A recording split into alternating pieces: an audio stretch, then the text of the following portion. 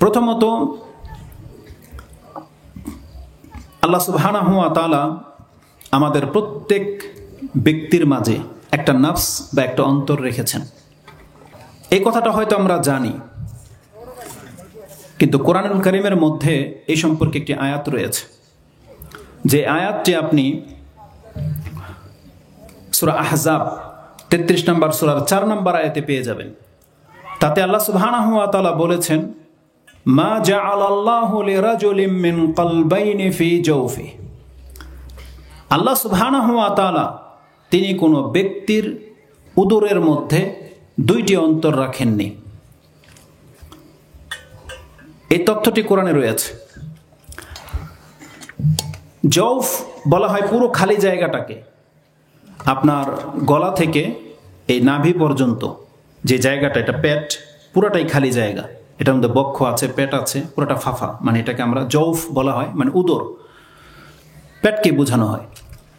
আল্লাহ সুবহানাহু ওয়া তাআলা বলছেন, আমি কোনো ব্যক্তির উদরের মধ্যে, খালি জায়গার মধ্যে দুইটা অন্তর দান করি নাই, বরং একটি অন্তর দান করেছি। আমি জানি যে এই কথাটা আপনারা প্রত্যেকে জানেন, কিন্তু এটা কোরআনের আয়াত দিয়ে আপনাকে পেশ করার পেছনে আমার অনেক বড় একটা কারণ অবশ্যই আছে। প্রথমত, এই আয়াতের দুইটা ব্যাখ্যা আমি আপনার কাছে বলি। একটা সূক্ষ্ম দিক আয়াতের সাথে সম্পর্কযুক্ত, সেটা আমাদের আলোচনার সাথে সম্পর্ক নাই। আরেকটা দিক যেটা আমাদের আলোচনার সাথে সম্পর্ক আছে, সেটা একটু পরে আসবে।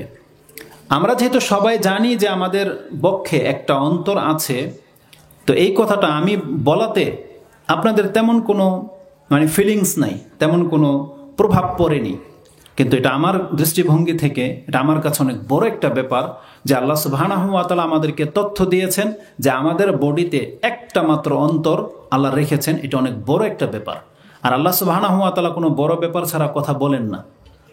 প্রথমত, এই আয়াতের মধ্যে বলতে শুনলাম, বা একজন তরুণ বক্তা তিনি বলতেছেন যে এখানে তারা আবার প্রত্যেকটা অক্ষরকে ফোকাস করে। এখানে কি আছে? মা জাআলাল্লাহু লিরাজুলিন। এখানে আল্লাহ সুবহানাহু ওয়া তাআলা ওয়ার্ডটা ব্যবহার করেছেন রাজুল, মানে পুরুষ ব্যক্তি।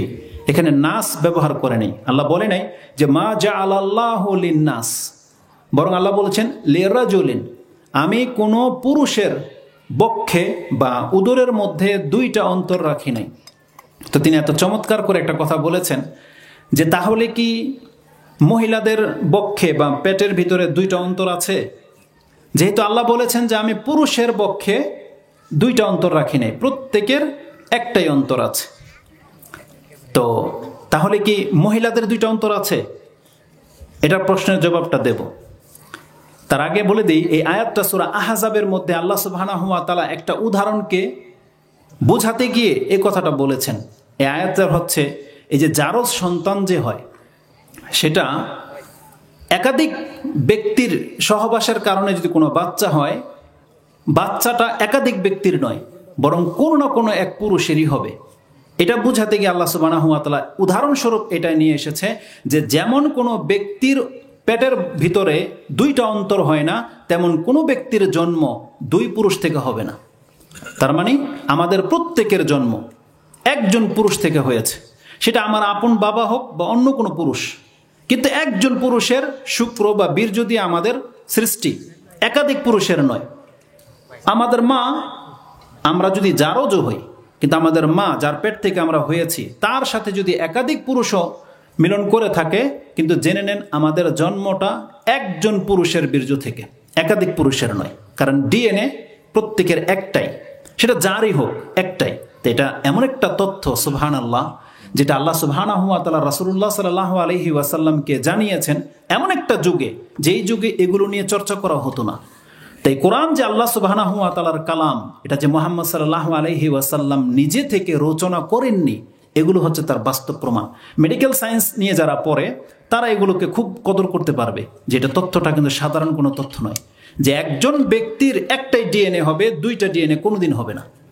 তার মানে এই তথ্য মুহাম্মদ সাল্লাল্লাহু আলাইহি সাল্লাম তিনি গায়েবের খবর ছাড়া দিতে পারেন না। আর আল্লাহ সুবহানাহু ওয়া তাআলা কথাটা কতটা অথেন্টিক ভাবে বলেছেন, যেহেতু কোনো ব্যক্তির দুইটা অন্তর হয় না, তাই কোনো ব্যক্তির জন্ম দুইজন পুরুষের বীর্য দিয়ে হইতে পারে না, অসম্ভব। তার মানে হবে না। এই এক্সাম্পল স্বরূপ এই আয়াতটাকে আল্লাহ সুবহানাহু ওয়া তাআলা কোরআনে এনেছেন, কিন্তু আমি ভিন্ন একটা উদ্দেশ্যে এই আয়াতটাকে আজকে ব্যবহার করব। সেটা হচ্ছে কি, যখন আল্লাহ বলেছেন যে আমাদের বক্ষে একটা অন্তর আছে, এটা দিয়ে ভিন্ন একটা দৃষ্টিভঙ্গি আমি আজকে আপনাকে নিয়ে যাব। তার আগে ক্লিয়ার করি যে আল্লাহ এখানে রাজুলিন বলেছেন, কোনো পুরুষের বক্ষে দুইটা অন্তর রাখেননি। তো যদি কেউ প্রশ্ন করে তাহলে কি মহিলাদের 2-3টা অন্তর হয়? আমি বলছি হয়। কেমন হয় জানেন? ওই সমস্ত মা বোনদের হবে যারা প্রেগনেন্ট, যারা গর্ভবতী হয়। কারণ যখন তার পেটে বাচ্চা থাকে, আর প্রত্যেকটা নাফসের মধ্যে কিন্তু একটা অন্তর থাকে। কারো পেটে যদি 2টা বাচ্চা থাকে তাহলে তার পেটের ভিতরে 3টা অন্তর, তার একটা, 2 বাচ্চার 2টা। কোনো মহিলার যদি 3টা বাচ্চা থাকে পেটে, তাহলে তার অন্তর সহ 4টা অন্তর। তাই আল্লাহ সুবহানাহু ওয়া তাআলা এখানে মহিলাকে এক্সেপশনাল ভাবে পৃথক করে দিয়েছেন। আল্লাহ শুধু পুরুষকে বলেছেন এই জন্যে, যেহেতু কোনো পুরুষ গর্ভধারণ করে না, তাই পুরুষের পেটে কোনোদিন 2টা অন্তর হতে পারে না, একটাই থাকে। আর আল্লাহ এখানে বক্ষ বলেনি, সুদূর বলেনি, বলছে জৌফ। জৌফ মানে পেটকে বোঝায়। তা আল্লাহ সুবহানাহু ওয়া তাআলা পুরো ফাফা জায়গাটাকে উল্লেখ করেছেন, মা জাআলা আল্লাহু লিরাজুলিন মিন কলবাইনি ফি জৌফি। আল্লাহ কোনো পুরুষের বক্ষে 2টা অন্তর দান করেননি। তার মানে কোনো নাস্তিক যেন আল্লাহ সুবহানাহু ওয়া তাআলার কথাতে ভুল ধরতে না পারে। যদি এমন হতো আল্লাহ মানুষ বলতেন, তার মহিলারও মানুষের অন্তর্ভুক্ত, তো তারা প্রেগনেন্ট মহিলাকে দাঁড় করিয়ে দিয়ে বলতো এই যে এর পেটের ভিতরে তো 3টা অন্তর, তাহলে কোরআনের আয়াত মিথ্যা। কারণ এরা ছোট ছোট বিষয়কে, কোরআনের আয়াতকে মিথ্যা প্রতিপন্ন করার চেষ্টা করে, কিন্তু আল্লাহ সুবহানাহু ওয়া তাআলা সেই সুযোগটা রাখেনি। যেমন তারা, অনেক মানুষ কোরআনের আরেকটা আয়াতকে ভুল প্রমাণ করার চেষ্টা করে, সেটা হচ্ছে সূরা লোকমানের শেষ আয়াত। তাতে কি আছে যে আল্লাহ সুবহানাহু ওয়া তাআলা হলেন তিনি যিনি জানে মা ফিল আরহাম, মায়ের পেটে কি আছে এটা আল্লাহ জানে। এই ট্রান্সলেট ভুল হওয়ার কারণে আল্লাহ এখানে বলেছেন মা ফিল আরহাম, রেহেমের মধ্যে কি আছে সেটা আল্লাহ জানে। আল্লাহ কিন্তু এই কথা বলে নাই যে মায়ের পেটে কি আছে সেটা আল্লাহ জানে। যখন আয়াতের অর্থ করা হয়েছে মায়ের পেটে কি আছে আল্লাহ জানে, তখন অধিকাংশ নাস্তিক টাইপের লোকগুলো বলে এটা তো মেডিকেল সায়েন্সে বলে দিতে পারে, আল্ট্রা করে বলে দিতে পারে যে মায়ের পেটে কি আছে, তাহলে এটা এমন কি ব্যাপার। কিন্তু সুবহানাল্লাহ, এ নির্বোধ বুঝে নাই যে আল্লাহ সুবহানাহু ওয়া তাআলা এখানে আরহাম বলেছেন, রেহেমের ভিতরে কি আছে আল্লাহ জানে। একজন মা বিবাহের পরে প্রেগনেন্ট হয়, তার গর্ভে বাচ্চা আসে, আর মেডিকেল সায়েন্স তারও 4 মাস পরে গিয়ে বলতে পারবে যে পেটে ছেলে না মেয়ে, 4 মাস পরে। কিন্তু একটা 10 বছরের মেয়ে, মেডিকেল সায়েন্সের এমন ক্ষমতা হয় নাই যে একটা 10 বছর, একটা 4-5 বছরের মেয়ের পেটের ভিতরে কি আছে বলতে পারবে। কিন্তু বলেন তো দেখি, 4-5 বছরের মেয়ের পেটের ভিতরে কি রেহেম আছে না নাই? আছে। ওর বিয়ের পরে জন্মায় নাই, বরং প্রত্যেকটা মেয়ের পেটের ভিতরে আল্লাহ রেহেম রেখেছে, যেখানে বাচ্চাদানি আছে। ওর যখন বিয়ে হবে, সময় হবে, তখন তার পেটে রেহেমে বাচ্চা আসবে, তারপরে সে মা হবে, কিন্তু রেহেম কিন্তু আছে। আর আল্লাহ সুবহানাহু ওয়া তাআলা কি বলেছেন, আল্লাহ জানে প্রত্যেকটা রেহেমের ভিতরে কি আছে। আল্লাহ এখানে মার কথা বলে নাই, বরং প্রত্যেকটা মহিলার পেটে রেহেম থাকে, ওর বিয়ে হোক আর নাই বা হোক। কিন্তু এই কথাটাকে ভিন্ন একটা অ্যাঙ্গেলে ট্রান্সলেট করার কারণে অর্থই কিন্তু ঘুরে যায়। এই জন্য আপনি ভাববেন না যে আল্লাহ যে বলেছেন গায়েবের খবর একমাত্র আল্লাহ জানে, আল্লাহ ছাড়া পৃথিবীর কোনো কিছুই গায়েবের খবর জানে না, মেডিকেল সায়েন্সও বলতে পারবে না। তো কথা হচ্ছে যে এই আয়াতগুলো হচ্ছে এমন বিষয় যেগুলো কোরআন যে আল্লাহর পক্ষ থেকে নাজিল হয়েছে, এগুলো তার প্রমাণ পেশ করে। এবার আমাদের মূল আলোচনায় আসেন। বলেছি যে প্রত্যেকটা ব্যক্তির বক্ষে একটা অন্তর থাকে। আমি আমার দৃষ্টিভঙ্গি থেকে যেটা পাচ্ছি, যদি এমন হতো একটা নয়, আমাদের প্রত্যেককে যদি আল্লাহ 2টা করে অন্তর দিত, 2টা করে নফস, একটা ভালো একটা মন্দ, তাহলে কি হতো জানেন? আমাদের প্রত্যেকের মান সমান হতো। মুহাম্মদুর রাসূলুল্লাহ সাল্লাল্লাহু আলাইহি ওয়াসাল্লাম, ইব্রাহিম আলাইহিস সালাম, ঈসা, মুসা, আবু বকর, ওমর, ওসমান, আলী, সাহাবায়ে কেরাম, আমরা সবাই এক কাতারের মানুষ হতাম, মর্যাদায় কেউ উঁচু নিচু হতো না। বলেন তো কিভাবে? কারণ যদি একটা ভালো অন্তর একটা মন্দ অন্তর হতো, তাহলে ভালো অন্তর আমাদের সবার মাঝেই হতো, তাহলে আমরাও ভালো কাজ করতাম। আর খারাপ অন্তর থাকার কারণে খারাপ কাজ করতাম। ওই একই কাজ রাসূলও করতেন। কারণ যদি 2টা অন্তর হতো, একটা ভালো একটা মন্দ, ভালো অন্তরের কাজ হচ্ছে মানুষকে দিয়ে ভালো কাজ করাবে, আর মন্দ অন্তরের কাজ হচ্ছে মানুষকে দিয়ে খারাপ কাজ করায়, মন্দ কাজ করায়। এখন প্রত্যেকের মাঝেই যদি ভালো মন্দ দুইটা অন্তর থাকতো, তাহলে একটা অন্তরের কারণে তার দ্বারা ভালো কাজও হতো, আর মন্দ অন্তর থাকার কারণে তার দ্বারা পাপ হতো। এটা সবার হতো। কিন্তু আল্লাহ সুবহানাহু ওয়া তাআলা বলছেন না, অন্তর একটাই রেখেছি। এই জন্যে এটার অর্থটা কি হবে একটু পরে বুঝতে পারবেন, আপাতত এটা জেনে নেন। তাহলে একটা অন্তর থাকার কারণে এই অপশনটা আল্লাহ সুবহানাহু ওয়া তাআলা দূর করে দিয়েছে। আল্লাহ বলছেন অন্তর তো একটাই, ওই যেটা তোমার মধ্যে আছে এটাই মুহাম্মদ সাল্লাল্লাহু আলাইহি সাল্লামের মধ্যে আছে, এটাই আবু বকরের মধ্যে আছে, এটাই ওমর, ওসমান, আলী রাদিয়াল্লাহু তাআলা আনহুম এবং সমস্ত সাহাবা একরামের মাঝে আছে, ওটাই আপনার আমার মধ্যে আছে। তাহলে সেই অন্তরটাই, যে অন্তরটা আমাদের প্রত্যেককে দেওয়া হয়েছে, তাহলে তারা কেন আমাদের চেয়ে বেশি মর্যাদাবান? আল্লাহ বলছেন ওই একটা অন্তর তারা সুস্থ রেখেছে, তোমরা নষ্ট করে দিয়েছো। আজকে আমাদের দ্বারা পাপ হয়, এটা কেন হয়েছে? কারণ আমরা সেই অন্তরটাকে সুস্থ রাখি না, বরং আমরা এটাকে নষ্ট করে দিচ্ছি। কিন্তু মুহাম্মদ সাল্লাল্লাহু আলাইহি সাল্লাম এটাকে সুস্থ রেখেছেন। আবু বকর, ওমর, ওসমান সমস্ত সাহাবা একরামরা চেষ্টা করেছেন যে কিভাবে সেই অন্তরটাকে সুস্থ রাখা যায়, তারা প্রচেষ্টা করেছেন, কিন্তু আমরা করি না। এই জন্য তারা মর্যাদায় বেড়ে গেছে, আমরা মর্যাদায় নিচে পড়ে যাচ্ছি। আর দুনিয়াতে যে যত বেশি পাপী, সে মর্যাদায় তত বেশি নিচে নেমে যাচ্ছে, তত বেশি সে লাঞ্ছিত হচ্ছে। আর যে তার অন্তরটাকে ভালো রাখার চেষ্টা করতেছেন, ভালো কাজ করতেছেন, তার মর্যাদা অটোমেটিকলি বেড়ে যাচ্ছে। ওই অন্তর কিন্তু ওটাই। দুইটা থাকতো, তা আপনি বলতে পারতেন যে আল্লাহ, আমার তো খারাপ অন্তর থাকার কারণে আমার দ্বারা খারাপ কাজ হবেই, এটা একটা কারণ। দ্বিতীয় আরেকটি দিক হলো, অন্তর যদি একটা না হয়ে দুইটা হতো, তাহলে কি হতো জানেন? যখন দুইটা পানির বোতল, তাহলে এই পানির মধ্যে যদি আপনি কোনো রকমের ময়লা মিক্সচার করেন, তাহলে শুধু এই পানিটাই নষ্ট হতো, এটার পানি নষ্ট হতো না, এটার ভালোই থেকে যেত। তা অন্তরও যদি দুইটা থাকতো, তাহলে আপনার যে খারাপ কাজগুলো হচ্ছে, আপনি ভাবতেন এটা আমার খারাপ অন্তরের কারণে হচ্ছে, আমার ভালো অন্তর ভালোই আছে। আর ভালো কাজগুলো যখন করতেন, তখন মনে করতেন যে আমার অন্তরটা ওই ভালোটা যেটা আছে ওইটার কারণে করতেছি, খারাপটার ভালো হয়নি। কিন্তু যখন অন্তর একটা, তার মানে যখন কোনো ব্যক্তি ভালো কাজ করতেছেন অথবা খারাপ কাজ করতেছেন, তার অন্তর, তার বডির ভিতরে যে অন্তরটা আছে, এটা ভালো আছে না খারাপ আছে, এটা কি মরে গেছে না ঝং পড়ে গেছে, জানেন এটা কিভাবে বুঝতে পারবেন? আপনার আমল দিয়ে। কারণ প্রত্যেক ব্যক্তির যদি আমল ভালো হয়, তাহলে সে বুঝতে পারবে যে আমার অন্তর ভালো আছে। আর যার অন্তর, যার কর্ম খারাপ, তার কর্ম বলে দেবে তার অন্তর কিন্তু খারাপ হয়ে যাচ্ছে, এবং সেটাকে মেজার করতে পারবে। যেমন প্রত্যেকটা রক্ত বলেন, ইউরিন বলেন, বিভিন্ন টেস্ট আছে না, টেস্ট চেক আপ করার পরে যখন এর মাত্রা দেখে বোঝা যায় যে রক্তের মধ্যে কোনটার কতটুকু ঘাটতি আছে, বাড়তি আছে, তেমনি আল্লাহ বলছেন, বান্দা তোমাদের প্রত্যেকের বক্ষের মধ্যে আমি একটা অন্তর রেখেছি, এবং সেটা মাপার টেস্ট বা মেডিসিন অথবা মেশিনও আমি তোমাদেরকে বলে দেই, সেটা হচ্ছে তোমাদের কর্ম।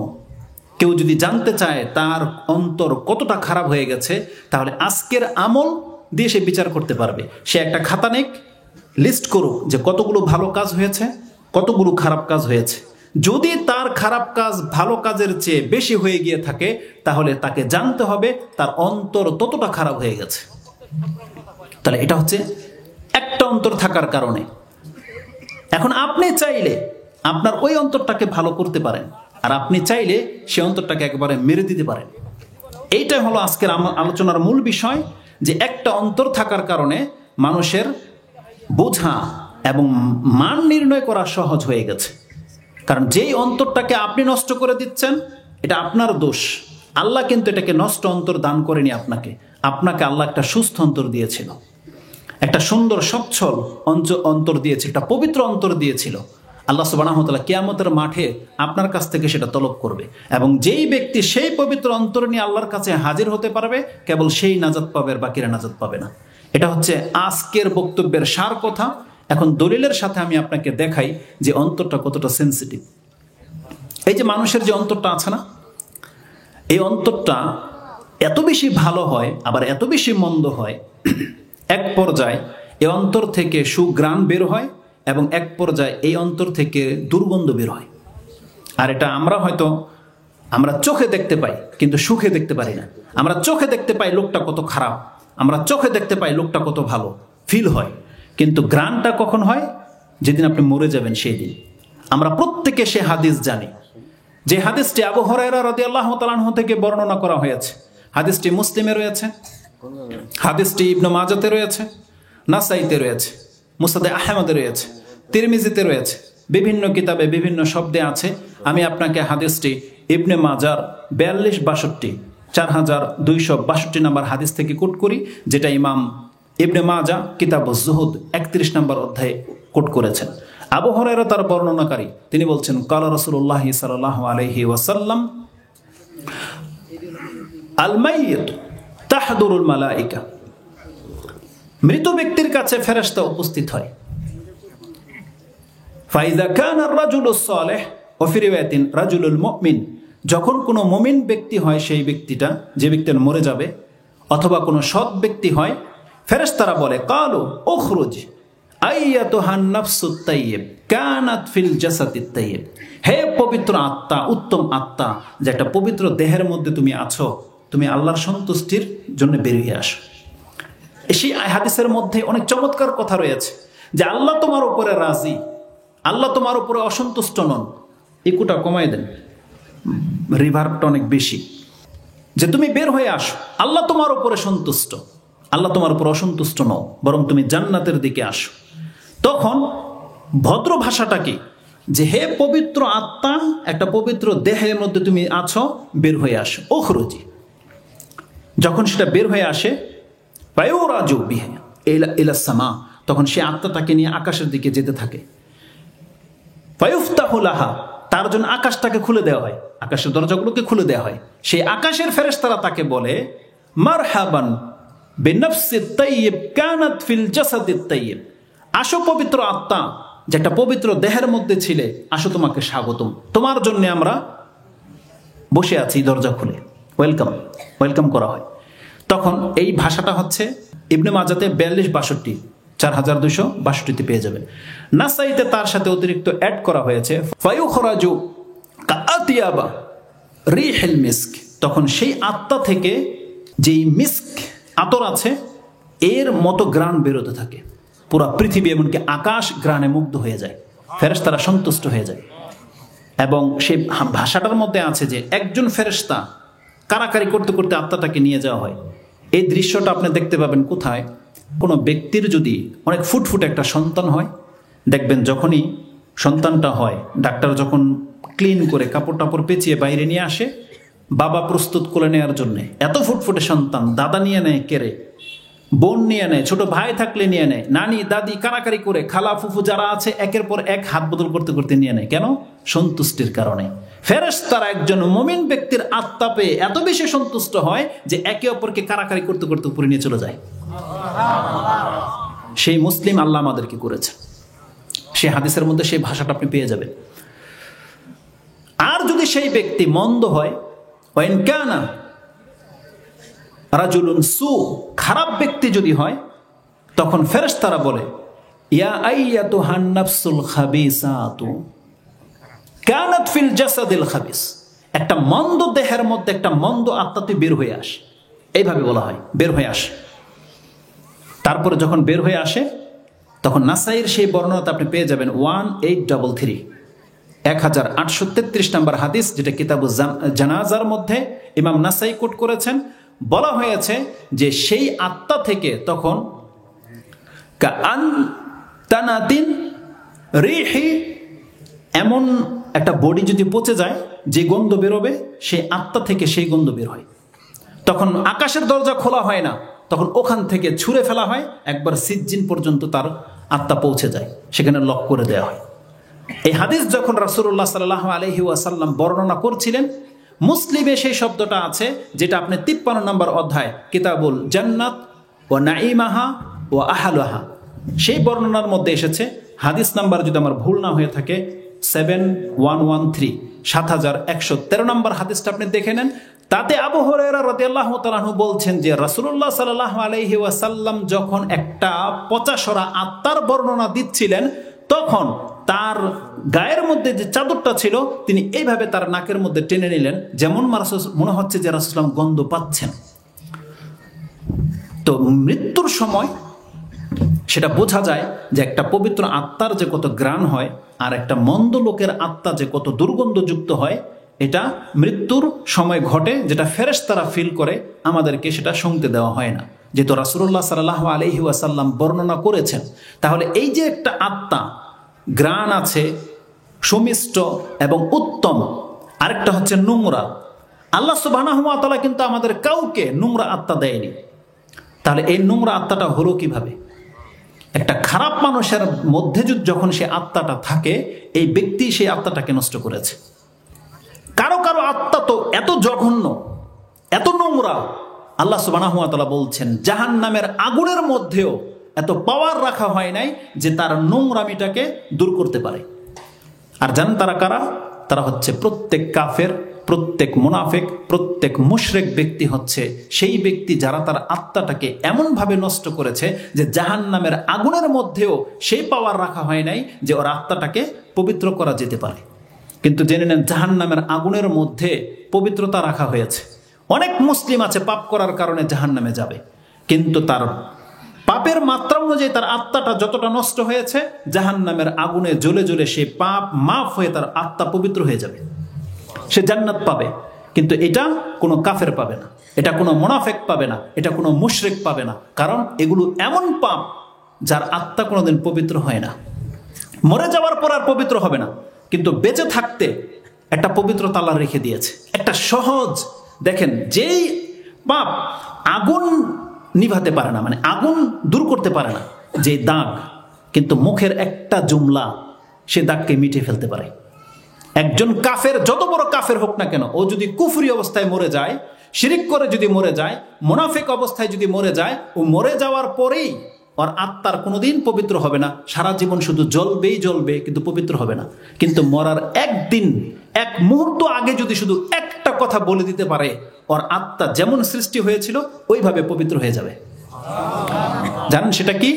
যদি কোনো কাফের বলে দেয় লা ইলাহা ইল্লাল্লাহ, আল্লাহ বলছেন ওর আত্মাটা মুমিন আত্মার মতো পবিত্র হয়ে যায়। যদি কোনো বড় পাপী মৃত্যুর পূর্ব মুহূর্তে পর্যন্ত তার পাপ থেকে যদি ফিরে এসে আল্লাহকে বলে দিতে পারে যে আল্লাহ আমি তোমার কাছে তওবা করতেছি, আল্লাহ তুমি আমাকে ক্ষমা করে দাও, আল্লাহ বলছেন ওর অন্তরটা মায়ের পেট থেকে বের হওয়ার সময় যতটা সচ্ছল ছিল, যতটা পবিত্র ছিল, এই জুমলাটা বলে নিতে পারলে ওর অন্তরটা ওই রকমের ফ্রেশ হয়ে যাবে। আর প্রত্যেকটা কথা হাদিসের মধ্যে রয়েছে, যেমনটা ইবনে মাজাতে আছে একটা হাদিসের ভাষায় রাসূল সাল্লাল্লাহু আলাইহি ওয়াসাল্লাম বলছেন আত-তাইবু মিনাজ যামবি কামান লা যামবালা। একজন ব্যক্তি, পাপ থেকে ফিরে আসা ব্যক্তি, তওবা করা ব্যক্তি, তার অন্তরটা, তার দেহটা ওই রকমের পবিত্র হয়ে যায় যেই ব্যক্তির জীবনে কোনোদিন পাপই হয়নি। আত-তাইবু মিনাজ যামব কামান লা যামবালা। একজন তওবাকারী ব্যক্তি অতটা পবিত্র, যতটা পবিত্র যেই ব্যক্তি কোনোদিন পাপ করে নাই, এতটা পবিত্র। এটা ইবনে মাজাহ কোট করেছে। যদি এইভাবে বলি, আপনার বিবেক ওই পর্যন্ত যায়নি। বলেন তো দেখে, পৃথিবীতে এমন কোন মানুষ আছে যারা পাপ করেনি, যাদের কোনো পাপ নাই, যারা মাসুম? কারা তারা? তারা হলেন প্রত্যেকটা নবী এবং রাসূল। প্রত্যেকটা নবী এবং রাসূল যাদেরকে বলা হয় মাসুম, তারা পাপ করেনি, তাদের মধ্যে কোনো পাপ নেই। যদি কোনো ভুল ত্রুটি হয়ে গিয়ে থাকে, আল্লাহ সুবহানাহু ওয়া তাআলা সাথে সাথেই তাদেরকে সংশোধন করিয়ে দিয়েছেন। তারা এমন অবস্থায় আল্লাহর কাছে সাক্ষাৎ হয়েছে, তাদের জীবনে কোনো পাপ নিয়ে আল্লাহর কাছে যায়নি, তাদেরকে মাসুম বলা হয়। এটা আমাদের ঈমান। আর আল্লাহ রাসূল সাল্লাল্লাহু আলাইহি ওয়াসাল্লামের ভাষাটা কি? যেই ব্যক্তি পাপ থেকে তওবা করে আল্লাহর কাছে ফিরে আসতে পারবে, এর মর্যাদা হচ্ছে ওই নবী রাসূলদের মতো যাদের জীবনে কোনোদিন পাপ হয়নি।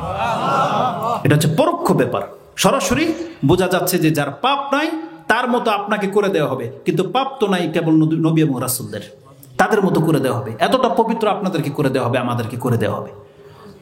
তো তওবার মধ্যে আর লা ইলাহা ইল্লাল্লাহর মধ্যে এতটা পাওয়ার আছে, যেই পাওয়ার জাহান্নামের আগুনের মধ্যে রাখা হয়নি, যার ফলে কোনো কাফের, মুনাফিক, মুশরিক ক্ষমা পাবে না, কিন্তু একটা তওবাকারী ব্যক্তি ক্ষমা পেয়ে যাবে। এক ইহুদির বাচ্চা, ইহুদির ছেলে 10-15 বছর এরকম হবে, রাসূল সাল্লাল্লাহু মাঝে মাঝে কোনো না কোনো খেদমত করতো, অসুস্থ হয়ে গেছে। রাসূল সাল্লাল্লাহু কাছে সংবাদ চলে এসেছে যে ইহুদির সেই ছেলেটা অসুস্থ, মুমূর্ষ অবস্থায়। রাসূল তাড়াহুড়ো করে সেই ছেলের কাছে গিয়েছে, গিয়ে তার মাথার কাছে বসেছে। এক পাশে ছেলের বাবা, আরেক পাশে মুহাম্মদুর রাসূলুল্লাহ সাল্লাল্লাহু আলাইহি সাল্লাম। বলছে, ইয়া গোলাম, কুল লা ইলাহা ইল্লাল্লাহ, তুমি বলো লা ইলাহা ইল্লাল্লাহ। ছেলেটা তার বাবার দিকে তাকায়, একবার মুহাম্মদ সাল্লাল্লাহু আলাইহি ওয়াসাল্লামের দিকে তাকায়, তার বাবা বলছে এতে আবুল কাসেম, আবুল কাসেম মানে রাসূলুল্লাহ সাল্লাল্লাহু আলাইহি ওয়াসাল্লাম, যেই আহ্বান তোমাকে করতেছে তুমি তার ডাকে সাড়া দিয়ে দাও। ছেলেটা বলে দিয়েছিল লা ইলাহা ইল্লাল্লাহ। রাসূলুল্লাহ বলছেন আলহামদুলিল্লাহ আনকাজাহু মিনান নার, সমস্ত প্রশংসা সেই সত্তার যেই আল্লাহ এখন তাকে জাহান্নামের আগুন থেকে মুক্ত করে দিল। এই বলে রাসূলুল্লাহ সাল্লাল্লাহু আলাইহি ওয়াসাল্লাম ঘর থেকে বেরিয়ে গেছেন। তো লা ইলাহা ইল্লাল্লাহর মধ্যে এতটা পাওয়ার আছে, প্রত্যেকটা তওবার জুমলার মধ্যে এতটা পাওয়ার আছে। কোনো ব্যক্তি যদি মৃত্যুর আগে সেটা আল্লাহর কাছে চেয়ে নিতে পারেন, আল্লাহর কাছে আপনি ক্ষমা পেয়ে যাবেন। কিন্তু মরে গেলে দেখেন জাহান্নামের আগুনের মধ্যেও অতটা পাওয়ার ক্ষমতা নাই যে একটা মুনাফিক কাফের মুশরিকের আত্মাটাকে পরিশুদ্ধ করতে পারে। কিন্তু মুসলিমদের একটা না একটা সময় যত পাপ থাকুক, যদি সে মুসলিম হয়ে থাকে, আল্লাহর সাথে যদি কোনোদিন কাউকে শিরিক না করে থাকে, তাহলে সে একদিন না একদিন নাজাত পাবে। যেটা আমাদের সালাফগণ আমাদের কাছে এই মেসেজ স্পষ্টভাবে তুলে ধরে। এই জন্য শিরিক থেকে বাঁচতে হবে এনিহাউ, যে কোনো অবস্থাতে শিরিক করা যাবে না আল্লাহর সাথে। তো কথা হচ্ছে যে বলছিলাম যে মানুষের অন্তরটা এতটা সচ্ছল হয় তার কর্মের কারণে, আবার তার কর্মের কারণে একেবারে নোংরা হয়ে যায়। স্টাডি করতে করতে একটা চমৎকার তথ্য পেলাম। খালেদ একজন রাবির নাম, যদিও সে রাবিটা দুর্বল, তে আধ্যাত্মিক জগতের লোক, কিন্তু যেহেতু এটা হাদিস নয় এই জন্য এটা গ্রহণযোগ্য। কেন? কারণ তার কথাটা কোরআন হাদিসের সাথে মিল আছে, খেলাফ নয়, যার ফলে আমি আপনার কাছে কোট করবো, নাহলে আমরা কোনো দুর্বল হাদিস পেশ করি না। যদি এই হাদিসের কোনো তাহকিক করা হয় নাই, কিন্তু রাবি সম্পর্কে জানতে পারলাম এ মূলত দুর্বল, কারণ এ আধ্যাত্মিক সুফি লোক, আধ্যাত্মিক জগতের কথা বলে। কিন্তু তার কাছ থেকে মুসান্নাফ ইবনে আবি শাইবা 32,494 নাম্বার একটা হাদিস কোট করেছেন। তার থেকে তাফসিরে তাবারি তিনি উল্লেখ করেছেন, যেটা আপনি 43 নম্বর সূরা মানে যুখরুফ সেই আয়াতের তাফসিরে পেয়ে যাবেন, 21 নম্বর আয়াতের তাফসিরে। তাতে লোকমান আলাইহিস সালাম থেকে একটা চমৎকার তথ্য পেশ করেছেন।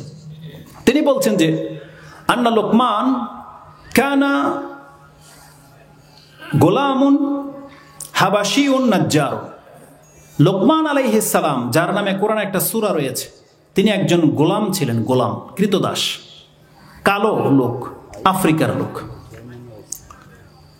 তার মালিক একদিন তাকে বলে ইসবাহালি শাতান, কিন্তু তিনি ধার্মিক লোক ছিলেন, তাই তার সাথে যে বিষয়গুলো ব্যক্ত করা হয় সবই ধর্মকর্ম, যত কথা আছে ধর্মীয় কথা, খেলতামশার কথা নয়। তার মালিক ওইটা জানতো। তার মালিক একদিন তাকে পরীক্ষা করার জন্য বলতেছে ইসবাহালি শাতান, তুমি আমার জন্য একটি বকরি জব করো। বা জাবাহা শাত, জবা করেছে। তখন তাকে বললেন এই বকরির মধ্য থেকে তুমি সব থেকে উত্তম 2টা গোশতের টুকরা আমার জন্য নিয়ে আসো। এতে না বেআতিয়া বাহা মুদগাতাইনি, 2টা গোশতের টুকরা নিয়ে আসো যেটা এই বকরির মধ্যে তোমার দৃষ্টিতে সব থেকে পবিত্র বা সব থেকে ভালো। তিনি কি করেছেন? এতিহা বিলিসানিন ওয়া কলবিন, তিনি এই বকরি থেকে জিহ্বা আর কি বলে এটাকে কলব মানে হার্ট, যেটা আমরা কি বলি কলিজা, কলিজাটাকে নিয়ে আসছে। তখন তিনি বলতেছেন যে এই পুরো বকরির মধ্যে এই 2টা ছাড়া তোমার দৃষ্টিতে আর কোনো ভালো কিছু নাই গোশতের টুকরা? বলছে যে না।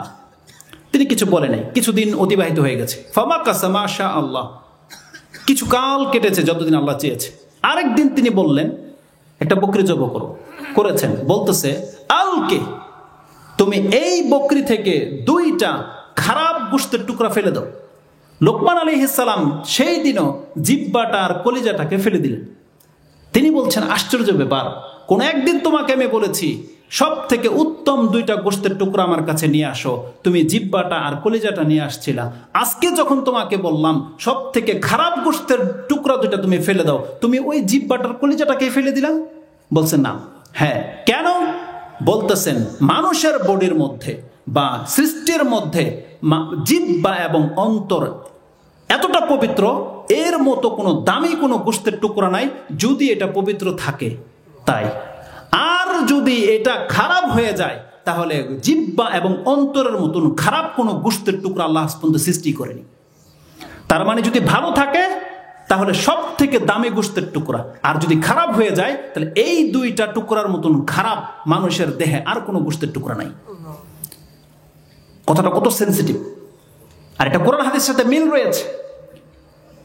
কারণ কারো অন্তর যদি খারাপ হয়ে যায়, কারো জবান যদি খারাপ হয়ে যায়, এর চেয়ে নিকৃষ্ট লোক সমাজের কেউ নাই। যার জবান খারাপ কেউ তাকে পছন্দ করে না। যার অন্তর খারাপ তার দ্বারা মানুষের শুধু অনিষ্ট হয়, কল্যাণকর কিছু হয় না। কতটা মস্ত বড় কথা বলেছেন তিনি, কতটা মারাত্মক। তার মানে একটা ফলের ন্যায়, এমন একটা চমৎকার ফল যে ফলটা হয়তো পাকলে গ্রান ছড়ায়, খেতে সুস্বাদু, দেখতেও চমৎকার, কিন্তু সেই ফলটা যদি পচে যায় আপনি ঘরে রাখবেন না। দেখতে কত বিশ্রী, খেতে কত তিক্ত, আর কত দুর্গন্ধ ছড়ায়, এটা আমরা প্রত্যেকেই জানি। ঘরে রাখা যায় না, কিন্তু আমাদের অধিকাংশ মানুষ আমরা এমন একটা অন্তর নিয়ে বেঁচে আছি যেই অন্তরটা দুর্গন্ধ ছড়াচ্ছে, যার নষ্টের কারণে পুরো সমাজটা বিষাক্ত হয়ে যাচ্ছে। আমি জানি না কথাটাকে কে কিভাবে নেবে, কিন্তু ছোট্ট একটা উদাহরণ যদি দেই, একেবারে সিম্পল একটা উদাহরণ, যে গন্ধ যে মানুষকে কত কষ্ট দেয়। প্রত্যেকটা সিগারেট খোর, জর্দাখোর হচ্ছে সেই ব্যক্তি, তার অন্তরটা কতটা নোংরা হলে আমরা যদি সেই গন্ধ শুনতাম আমরা হয়তো হার্ট ফেল মরে যেতাম। যারা সিগারেটের গন্ধ সহ্য করতে পারেন না, জর্দার গন্ধ সহ্য করতে পারবেন না, আপনি বুঝতে পারেন যে একটা মানুষ যখন এত গন্ধযুক্ত খাদ্য খায় আর আত্মা যদি পচে যায়, তাহলে তার এই পচা আত্মাটার গন্ধটা যদি পৃথিবীতে আমাদেরকে শোঙানোর ব্যবস্থা আল্লাহ রাখতো, তাহলে আমরা মনে হয় এই পৃথিবীতে নিঃশ্বাস ফেলার মতো কোনো জায়গা পেতাম না। পুরো পৃথিবীর মধ্যে দুর্গন্ধ ছড়িয়ে যেত। যেখানে ময়লা ড্রাম পরে থাকে, আপনি হাঁটতে পারেন না, সেখান দিয়ে নাক বন্ধ করে রাখতে পারেন না। কিন্তু আমরা এমন সব নোংরা মানুষকে নিয়ে সমাজে চলি, যদিও আল্লাহ সুবহানাহু ওয়া তাআলা সেই গন্ধগুলো আমাদেরকে শুনতে দেয় না, কিন্তু মরার সময় সেটা অবশ্যই ফিল হবে। সেই ব্যক্তিও বুঝবে কত দুর্গন্ধযুক্ত সেটা, এবং প্রত্যেকটা ফেরেশতার ওই কষ্ট হয় এই দুর্গন্ধ পেয়ে যতটা কষ্ট আমাদের হয়। আকাশের দরজা খোলা হবে না, কতটা সেন্সিটিভ ব্যাপার। তো মানুষের অন্তর অত্যন্ত সুমিষ্ট হয় এবং মানুষের অন্তর অত্যন্ত নোংরা হয়। এটা তার বাস্তব নমুনা। যার অন্তর যত ভালো দেখবেন তার ব্যবহার কত চমৎকার, আর যার অন্তর যতটা খারাপ দেখবেন তার ব্যবহার কত নোংরা। তার ভাষাটা কি, সে তো আপনাকে গালি ছাড়া কথাই বলবে না। সামান্য একটু যদি ভুল তার সামনে আপনি করতে পারেন, দেখবেন তার মেজাজ আপনার সাথে কি করে। এটা মন্দ মানুষের গুণ, এটা ভালো মানুষের গুণ নয়। তো মানুষের এই অন্তরটা খুব সেন্সিটিভ একটা বিষয়। এই যে আপনাকে জানানো হলো যে অন্তর ভালো হয় এবং খারাপও হয়, এটা জানানোটাই কি যথেষ্ট ছিল আমাদের? এটা জানানোটা আসলে বড় ব্যাপার নয়, বরং যেই জন্য আপনার কাছে মেসেজটি তুলে ধরা হচ্ছে সেটা হচ্ছে সে কারণটা জানতে হবে, যে কেন নষ্ট হয়, কেন, কিভাবে এটা ভালো থাকে, আমার কি করণীয় আছে।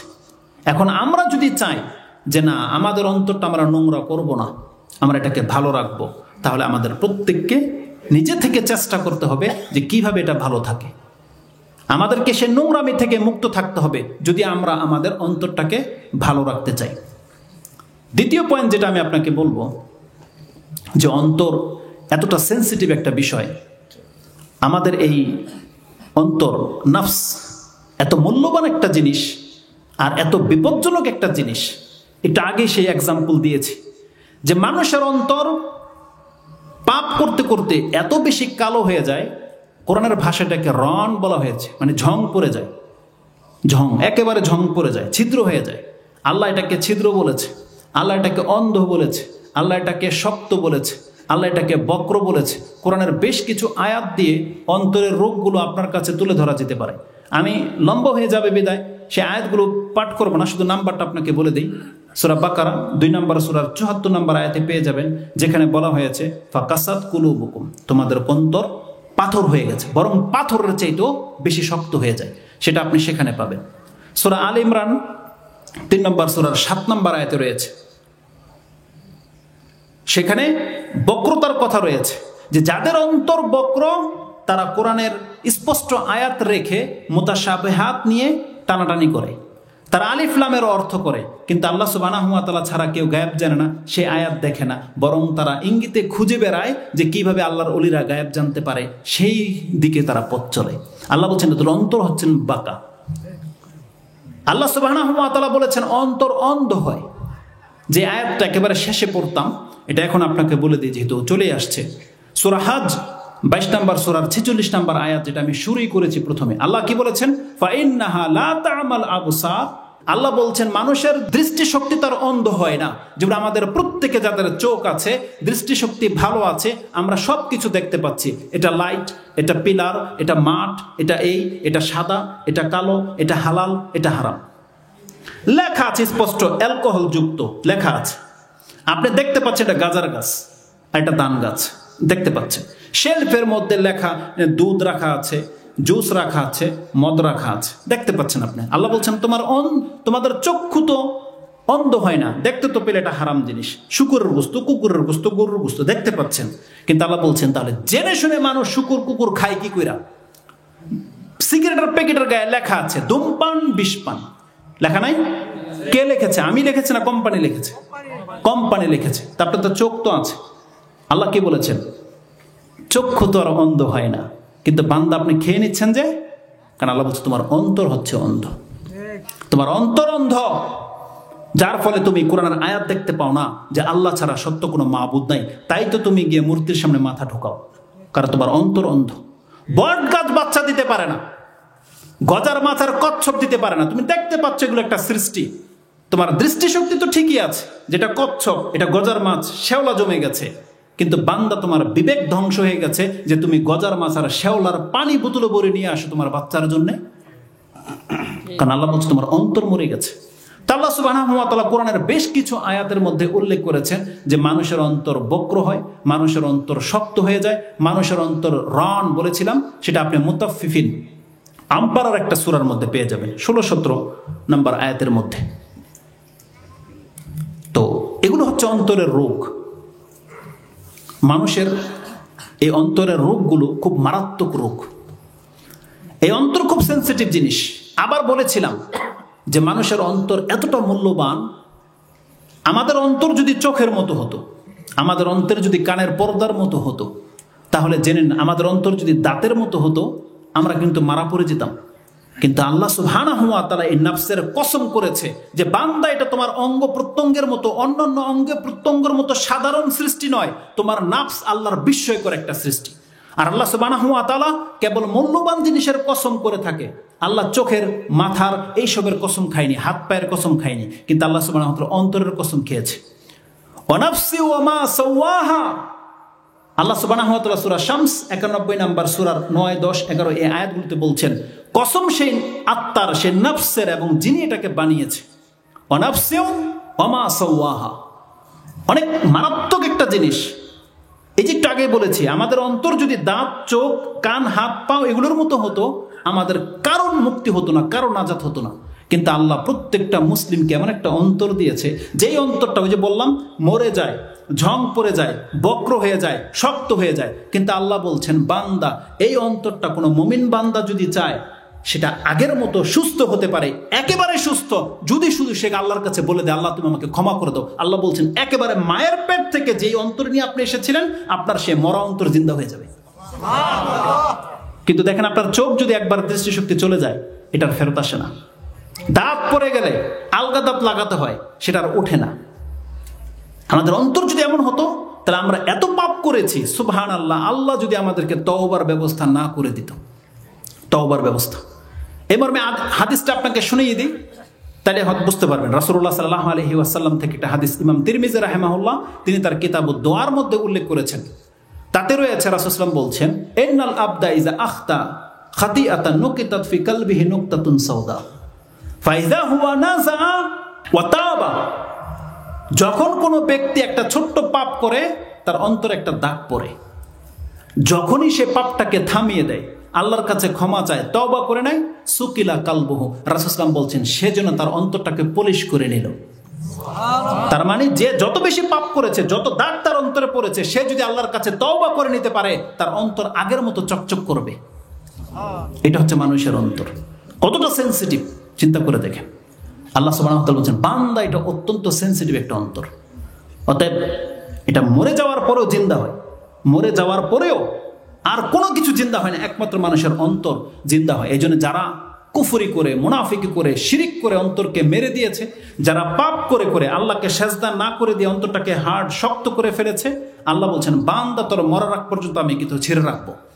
কিন্তু ফেরাউনের মতো যেন তোর অবস্থা না হয়, তোর উচিত এক্ষণ তার অন্তরটাকে নরম করে নে, এক্ষণ আল্লাহকে সেজদা কর, তোর অন্তর গলে যাবে। আল্লাহ বলছেন এখন তুমি তওবা করে ফিরে আসো তোমার রবের কাছে, তোমার অন্তর আগের মতো তাজা হয়ে যাবে। এটা এত চমৎকার একটা অন্তর আল্লাহ আমাদেরকে দান করে দিয়েছে।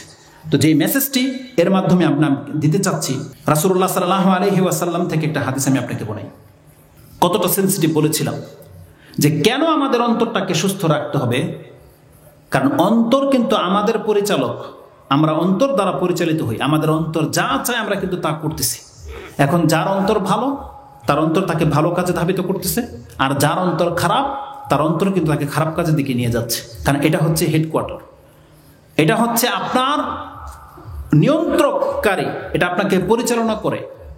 নোমান বিন বাশিরের প্রসিদ্ধ হাদিস রয়েছে, যেটা ইমাম বুখারী রাহিমাহুল্লাহ তিনি তার কিতাব ইলমের মধ্যে এনেছেন। 52 নম্বর হাদিস সিরিয়াল ভাবে পেয়ে যাবেন। তাতে স্পষ্ট একটা চমৎকার হাদিস, নোমান বিন বাশিরের প্রসিদ্ধ হাদিস বলা হয়েছে, আল হালালু বাইয়িনুন ওয়াল হারামু বাইয়িন। এই হাদিসের শেষের দিকে রয়েছে, আলা ওয়া ইন্না ফিল জাসাদি মুদগাহ ইযা সালুহাত সালুহাল জাসাদু কুল্লু ওয়া ইযা ফাসাদাত ফাসাদাল জাসাদু কুল্লু আলা ওয়া হিয়াল কলব। রাসূলুল্লাহ সাল্লাল্লাহু আলাইহি ওয়াসাল্লাম বলেছেন, তোমরা প্রত্যেকে কান খাড়া করে শুনে রাখো, আল্লাহ তোমাদের প্রত্যেককে এমন একটা গোশতের টুকরা দান করেছে, এই গোশতের টুকরা যার ভালো আছে তার পুরো বডি ভালো কাজ করবে। আর এই গোশতের টুকরাটা যদি কারো খারাপ হয়ে গিয়ে থাকে, তার চোখ বলেন, কান বলেন, হাত বলেন, পা বলেন, সব কিছু খারাপ কাজে ব্যবহার হবে। আলা ওয়া হিয়াল কলব, আর সেটা হচ্ছে মানুষের অন্তর। তার মানে আজকে আমরা যারা গান শুনি, আমার এই কান যে খারাপ হয়ে গেছে, এটা আমার অন্তরের কারণে খারাপ হয়ে গেছে। আজকে যে আমি নোংরা কিছু দেখি, এটা আমার চোখ খারাপ হয়ে গেছে, এটার মূল কারণ আমার অন্তর খারাপ হয়ে যাওয়ার কারণে। আজকে যে আমি আমার জবান দিয়ে গীবত করি, মানুষকে গালি দেই, কুফরির বাক্য বলি, ইসলাম টিসলাম নাই, মানি না, এটা তার জবান মূলত খারাপ নয়, খারাপ হয়ে গেছে তার অন্তর। একজন ব্যক্তির মুসলমানের ঘরের সন্তান হওয়ার পরেও যখন বলে ইসলাম মানি না, ইসলাম টিসলাম এগুলো কি, তারা জেনে নেন এই আল্লাহ সুবহানাহু ওয়া তাআলার কালাম থেকে, তার ধর্ম থেকে বেশি দিন দূরে থাকার কারণে তার অন্তর মরে গেছে, শক্ত হয়ে গেছে। নাহলে কোনো মুসলমানের ঘরের সন্তানের মুখ থেকে সে যত বড় পাপী হোক, ইসলামের খেলাফ, কোরআনের খেলাফ কথা বেরোতে পারে না। কারণ আমরা অনেক অনেক নেতা এবং অনেক বড় বড় ব্যক্তিদেরকে দেখেছি, তারা ব্যক্তিগত জীবনে ছোটখাটো কিছু পাপ করে, কিন্তু কথা বলে নরম, অন্তরটাকে তো নরম করে বলে যে জানি না আল্লাহ আমাদের সাথে কি আচরণ করবে, আল্লাহ যেন আমাদেরকে ক্ষমা করে দেয়। ইসলামের একটা খ্যাদমত করে দিয়ে বলে আল্লাহ যেন এই খ্যাদমতটা আমার কবুল করে আমাকে ক্ষমা করে দেয়। এটা হচ্ছে নরম অন্তরের ব্যাপার। কিন্তু যেই ব্যক্তি বলে যে ইসলাম টিসলাম কি, আবার আমি সেই সেন্টেন্সগুলো বললাম না, কারণ আপনারা শুনেছেন যে আমাদের কিছু নেতৃস্থানীয় ব্যক্তিরা কোন সব ভাষা বলেছে। এটা আসলে এখানে দলাদলের কোনো ব্যাপার নয়। একটা মুসলিম ভাই হিসাবে আমাদের তাদেরকে একটা নসিহতপূর্ণ কথা বলতে হবে যে দেখেন, আপনি পাপী হতে পারেন, আল্লাহ পাপের ক্ষমা করবার গ্যারান্টি রয়েছে, কিন্তু মুসলমানের হয়ে মরতে হবে। আল্লাহ বলছেন মুসলিমদের জন্য আমি ক্ষমার ব্যবস্থা করে রেখেছি। কোনো ব্যক্তি যদি আমার প্রতি ঈমান আনে, সেই ব্যক্তি কত বড় পাপী, তার পাপগুলো যদি এক জায়গায় জমা করে দেয়, আর তার পাপের মধ্যে যদি শিরকের মতো পাপ না থাকে, ইসলাম বিধ্বংসকারী কোনো পাপ না থাকে, আল্লাহ বলছেন আমার দয়া এত, ওর সমস্ত পাপকে ক্ষমা করে দিতে আমার কোনো কিছুর প্রভাব আমি করি না। কিন্তু আপনাকে তো ইসলামের পক্ষে থাকতে হবে। আর আমরা তো মুসলিম, আমরা তো পাপী ঠিক আছে, কিন্তু আল্লাহ তো দয়াবান, আল্লাহ ক্ষমাশীল নয়। ঈসা আলাইহিস সালাম তো বলেছিল, আল্লাহ এরা যারা পাপ করেছে, আল্লাহ তোমারই বান্দা, তুমি যদি শাস্তি দাও তোমার ইচ্ছা, তুমি হচ্ছে ক্ষমাশীল, দয়াবান। এই ভাষায় ব্যক্ত করেছে আল্লাহর কাছে। তাহলে আমাদের মুসলিম ইসলামটা এত মারাত্মক একটা বিষয় যে যেই ব্যক্তি ইসলামের উপরে থাকে, মরার আগ পর্যন্ত যদি থাকতে পারে, তার ভুল ত্রুটিগুলো আল্লাহর জিম্মায় চলে যাবে। আল্লাহ চাইলে তাকে শাস্তি দেবে, আল্লাহ চাইলে বিনা শাস্তি তাকে জান্নাত দিয়ে দিবে। কিন্তু আল্লাহ সুবহানাহু ওয়া তাআলার সাথে এদের এমন কেন সম্পর্ক? এরা ইসলামের খেলাফ কেন কথা বলে? সুবহানাল্লাহ, সামান্য দুনিয়ার জন্য। আর আল্লাহ সুবহানাহু ওয়া তাআলা যদি পুরো পৃথিবীর মানুষকে পুরো দুনিয়া দিয়ে দেয়, কত কাল সে ভোগ করবে, কত কাল? রাসূল সাল্লাল্লাহু আলাইহি ওয়াসাল্লাম বলছেন, ওয়াল্লাহি মা মাসালুদ দুনিয়া ফিল আখিরাহ ইল্লা মিসলু মা ইয়াজআলু আহাদুকুম ইসবা'হু হাযিহি ফিল ইয়ামি ফালিয়ানজুর বিমা তারজি। ইমাম মুসলিম এই হাদিস কোট করেছেন এবং ইমাম বুখারী কোট করেছেন তার কিতাবুল তাওহীদের মধ্যে 97 নম্বর অধ্যায়, সর্বশেষ অধ্যায়, যেখানে আছে ওয়াকানা আরশুহু আলাল মা, আল্লাহ সুবহানাহু ওয়া তাআলা আরশ পানির উপরে ছিল, সেটাকে প্রমাণ করতে গিয়ে হাদিসটাকে তিনি কোট করেছেন এবং বলেছেন, তোমরা ভালো করে জেনে রাখো, আমি আল্লাহর কসম করে বলতেছি, এই দুনিয়াটার উদাহরণ পরকালের সাথে যদি কেউ কম্পেয়ার করে, তুলনা করে, তাহলে শুধু এর চেয়ে বেশি হবে না যে সে সমুদ্রের কিনারে যাক, তার একটা আঙ্গুল সমুদ্রের মধ্যে ডুবিয়ে দিক এবং বের করে নিয়ে আসুক, যেই পানির ফোঁটাটা বের হবে এটা হলো পুরো দুনিয়ার বয়স, আর সামনে তার যে সমুদ্র রয়েছে এটা হচ্ছে তার পরকাল। তাহলে যেই ব্যক্তি শুধু এক ফোঁটা নেতৃত্বের জন্য তার এই সমুদ্রের নেতৃত্বটাকে সে ছেড়ে দিতে চায়, তার মতো অধম নির্বুধ আর কে হতে পারে? এটা মোটেও উচিত নয়। আমাদের সন্তানদেরকে শিক্ষা দিতে হবে আমরা যেন ইসলামের খেলাফ কথা না বলি। তো মানুষের অন্তর যদি মরে যায়, অন্তর যদি নষ্ট হয়ে যায়, তখনই তার জবান দিয়ে খারাপ কথা বের হতে পারে।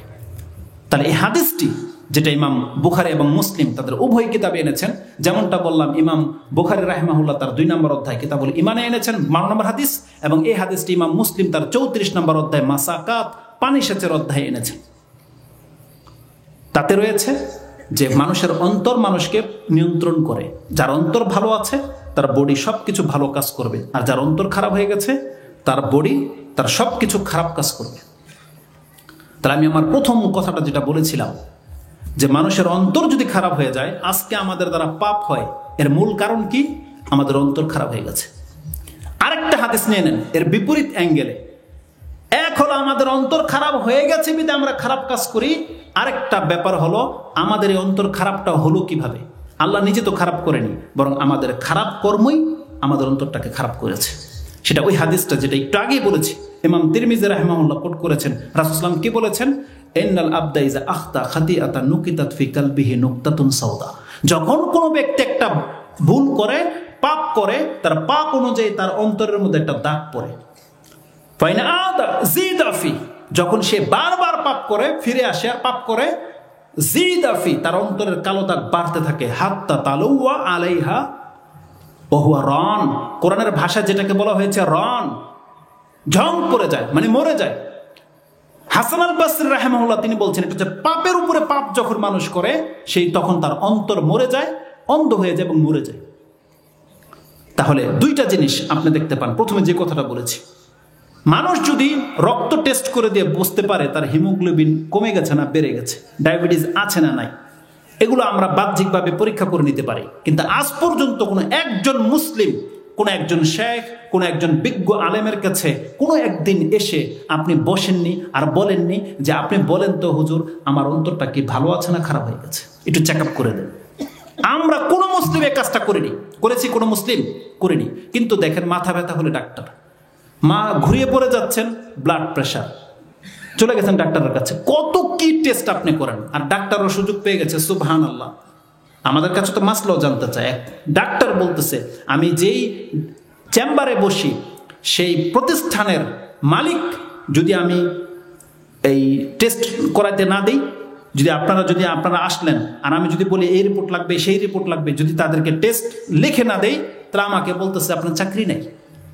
তার মানে আপনি গেলেন পেটের ব্যথা নিয়ে বা কিছু, আপনার কোনো টেস্টের প্রয়োজন নেই, শুধু তারা চাকরি বাঁচাতে গিয়ে, শুধু তার ইনকাম ইন্টারেস্টের জন্য সে আপনাকে 10,000 টাকার টেস্ট ধরিয়ে দেয়। এমন হাজারো প্রতিষ্ঠানে হচ্ছে, কিন্তু আমাদের নেতৃস্থানীয় ব্যক্তিরা তারা এই দুর্নীতির ব্যাপারে কোনো কথা বলে না, কোনো কথা বলে না। তো এটা মারাত্মক একটা চক্রান্ত, মুসলিমদের সাথে মারাত্মক চক্রান্ত চলতেছে। এগুলো কোনো সেক্টর বাকি নেই যে দুর্নীতি হয় না। হুজুরদের মধ্যে দুর্নীতি আছে, বহুভাবে আছে, তার মানে বাকি নাই কারো মাঝে। সুবহানাল্লাহ। তো কথা হচ্ছে যে প্রত্যেকে আমরা বিভিন্ন টেস্ট করাই, ইউরিন টেস্ট করাই, ক্লোনোস্কোপি করাই, কত কি করাই, কিন্তু আজ পর্যন্ত কোনো মুসলিম কোনোদিন কোনো হুজুরের কাছে, কোনোদিন কোনো ইমামের কাছে, কোনো মুরব্বির কাছে, কোনো ভালো ব্যক্তির কাছে কোনোদিন চেক আপ করেন নাই যে আপনার অন্তরটা কি মরে গেছে না জিন্দা আছে। আল্লাহ বলছেন বান্দা কোনো ডাক্তারের কাছে যেতে হবে না, প্রেসক্রাইব আল্লাহ করেছে। আল্লাহ বলছেন আমি তোকে তোর রিপোর্ট দিয়ে দিচ্ছি। প্রত্যেকটা ব্যক্তি বলতে পারবে তার অন্তর মরে গেছে না ভালো আছে। আল্লাহ বলছে তুই তোর আমল চেক কর, এটাই তোর অন্তরের রেজাল্ট। যার ভালো আমল, আল্লাহ বলছে তোর আমল অনুযায়ী তোর অন্তর ততটা ভালো আছে, আর যার আমল যত খারাপ সে জেনে নেক তার আমল, তার অন্তর ততটা নষ্ট হয়ে গেছে। এই মর্মে কোরআনের এত কঠিন একটা আয়াত আছে, সুবহানাল্লাহ। যখন এটা আমি পড়ি এর অনেকগুলো দিক আছে, কিন্তু আমি আপনাকে স্মরণ করিয়ে দিই আল্লাহ কি বলেছে, আপনি একবার ভাবেন। সূরা বনী ইসরাঈল 17 নম্বর সূরা, আরবিতে এটাকে ইসরা বলা হয়, 15 পারায় রয়েছে। 84 নম্বর আয়াতে সূরা বনী ইসরাইলের 84 নম্বর আয়াতটা বলেন, আল্লাহ বলছেন, হে নবী আপনি বলে দেন, কুল কুল্লু ইয়ামালু আলা শাকিলাতিহি ফারাব্বুকুম আলামু বিমান হুয়া আহদা সাবিলা। হে নবী আপনি বলে দেন, প্রত্যেক ব্যক্তি তারা যোগ্যতা অনুযায়ী কাজ করে যাচ্ছে, আর তোমার রবই ভালো জানে প্রকৃত অর্থে কে সব থেকে বেশি হেদায়েতের পথে আছে। এটা একমাত্র আল্লাহ জানে। আমরা যতই বলি না কেন আহলে হাদিস, যতই বলি না কেন আমরা হক পথে আছি, আমরাই নাজাত প্রাপ্ত দল, আল্লাহ বলছেন হে নবী আপনি বলে দেন তোমার রব ভালো করে জানে ওই ব্যক্তিগুলো কারা যারা সঠিক পথের উপরে আছে। আপনারা অনেক সময় আহলে হাদিস বলে চিৎকার করেন, ব্যানার করেন, সেই করেন, কিন্তু আমি যদি পরিচয় দিই, আমি কিন্তু আহলে হাদিসের ঘরের সন্তান নই, হানাফি ঘরের সন্তান। কারণ হেদায়েত পেয়েছি শেখদের মাধ্যমে, ধর্মকর্ম এখন তাদের কাছ থেকে শিখেছি। কিন্তু যদি আহলে হাদিস পরিচয় দিয়ে দিই, আমার লজ্জা লাগে আপনাদের আহলে হাদিস এলাকায় ঢুকতে। এই যে আমি জিজ্ঞেস করেছি এটা কি আহলে হাদিস এলাকা, বলছে জি আহলে হাদিস এলাকা। আপনি বলেন তো দেখি, এখানে তো ওয়াজ মাহফিল হচ্ছে, কোরআন হাদিসের কথা শুনবেন, কোরআন হাদিস দিয়ে আপনাদের প্রত্যেকে তো কোরআন হাদিস দিয়ে চলেন, তাই না? একটা হাদিস বলেন তো দেখি, ওয়াজ মাহফিলের মধ্যে মেলা মিলবে, দোকান মিলবে, একটা হাদিস কোন হাদিসের ভিত্তিতে হয়েছে এটা বলেন? যারা পারমিশন দিয়েছেন, যাদের ঘরের সন্তানরা এখানে মেলা মিলিয়েছে, আপনি আহলে হাদিসের ঘরের সন্তান হলে আপনি প্রমাণ পেশ করবেন কোন হাদিসের ভিত্তিতে করলেন এটা, কোন হাদিসের ভিত্তিতে। বরং এখানে যতগুলো মানুষ আছেন তার চেয়ে বেশি মানুষে বাজারে ঘুরছে। আপনি দাড়ি টুপিওয়ালা, আপনি পিতা, আপনি নেকি কামাইতে এসেছেন, আপনার সন্তান তো ওখানে ভণ্ডামি করতেছে। বলেন আপনার এই নেকি আপনাকে নাজাত দিতে পারবে? কোনোদিন পারবে না। এইভাবে নৈতিকতা হয় না, কারণ এখানে ধর্মের কথা চলবে, আর আপনি এখানে মেলা মিলিয়ে বসে রইলেন। তারপরে আহলে হাদিসের যতগুলো এলাকায় আমি ঢুকেছি, সুবহানাল্লাহ, বলতে পারবেন যে আপনাদের বাড়িগুলো পর্দা করে সেপারেট? বলতে পারবেন না। আমাদের সাথে আর অন্যান্য মাযহাব বা ফিরকার সাথে কি পার্থক্য বলেন? কি পার্থক্য? শুধুমাত্র নামাজের রফ ফেলে দেন আর বুকে হাত বাঁধা, এটা। কিন্তু বাকি একটা দিকেও আপনি পার্থক্য দেখাতে পারবেন না। হ্যাঁ, আকীদায় আমরা বিশ্বাস করি আল্লাহ সুবহানাহু ওয়া তাআলা সম্পর্কে আমাদের কনসেপ্ট ঠিক আছে, কিন্তু আমল দিয়ে দেখান, তাদের আমল যা আমাদের আমল তা, কোনো পরিবর্তন আছে আমাদের? আপনি আপনার আমল দিয়ে প্রমাণ করতে পারবেন আপনি আহলে হাদিস? প্রমাণ করতে পারবেন না। আজকে আমাদের চরিত্র হয়ে গেল কি? আমরা তো দাবি করি আমরা কোরআন হাদিসকে ফলো করি, কিন্তু কোথায় আমাদের ব্যক্তি জীবনে, প্র্যাকটিক্যাল লাইফে আমরা কোরআন হাদিসকে অ্যাপ্লাই করতেছি? সে একটা দলিল আপনি দেখান। অধিকাংশ মানুষের মুখে দাড়ি নেই, অধিকাংশ মানুষের প্যান্ট টাকনার নিচে। আর এটা তো ব্যক্তিগত একটা বড় বড় পাপ, যেটা আপনারা জানেন। সেটাই যখন মানেন না, তো গোপন কত পাপ আমাদের দ্বারা হয়, এটা এখন বলতে গেলে অনেকের চেহারা কালো হয়ে যাবে। আল্লাহ সুবহানাহু ওয়া তাআলা বলছেন কি জানেন? আপনি জান্নাতি না জাহান্নামী এটা প্রতিদিন আপনার আমল বলে দেবে। আল্লাহ কি বলেছেন? কুল কুল্লু ইয়ামালু আলা শাকিলাতিহি ফারাব্বুকুম আলামু বিমান হুয়া আহদা সাবিলা। হে নবী আপনি বলে দেন, প্রত্যেক ব্যক্তি তার অন্তর ভালো আছে না খারাপ আছে, সে ভালো মানুষ না খারাপ মানুষ, সে যেন তার আমল দেখে নেয়। সে যেমন যোগ্য, সে জান্নাতি না জাহান্নামী, সে কিন্তু ওই লক্ষ্যে কাজ করে যাচ্ছে। তার মানে আমরা যে কাজগুলো করতেছি, এটা জান্নাতি কাজ হলে আপনি জান্নাত পাবেন, আর যদি এটা জাহান্নামী কাজ হয়, আপনি মুখে দাবি করলেও নাজাত পাবেন না। আল্লাহ বলছেন তুমি কিন্তু জাহান্নামে চলে যাবে। এটা মারাত্মক একটা আয়াত, যেটা আল্লাহ সুবহানাহু ওয়া তাআলা বলেছেন।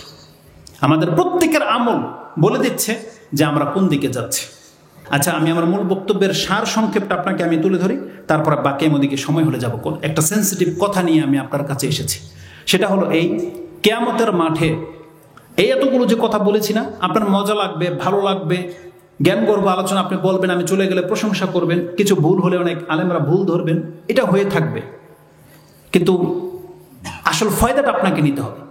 আল্লাহ সুবহানাহু ওয়া তাআলা বলছেন, বান্দা তুমি যদি নাজাত চাও তাহলে জেনে নাও কিয়ামতের মাঠে নাজাত কারা পাবে। যেই আত্মার কসম আল্লাহ করেছে, যেই অন্তরের আত্মা কসম করেছেন, আল্লাহ বলছেন কাদ আফলাহা মান যাক্কাহা ওয়া কাদ খাবা মান দাসসাহা। আল্লাহ বলছেন যেই ব্যক্তি এই আত্মাটাকে, এই নফসটাকে পবিত্র রাখতে পারবে, সেই ব্যক্তি ফালাহ, সে জিতে গেছে, সেই ব্যক্তি জিতে গেছে। আল্লাহ আগে বলেছে সে ফালাহ, নাজাত পেয়ে গেল, মুক্তি পেয়ে গেল। কাদ আফলাহা মান যাক্কাহা, যেই ব্যক্তি এই আত্মাটাই, কাল্পটাকে পবিত্র রাখতে পারলো, আল্লাহ বলছেন এই ব্যক্তি জিতে গেল, এই ব্যক্তি সফল কাম।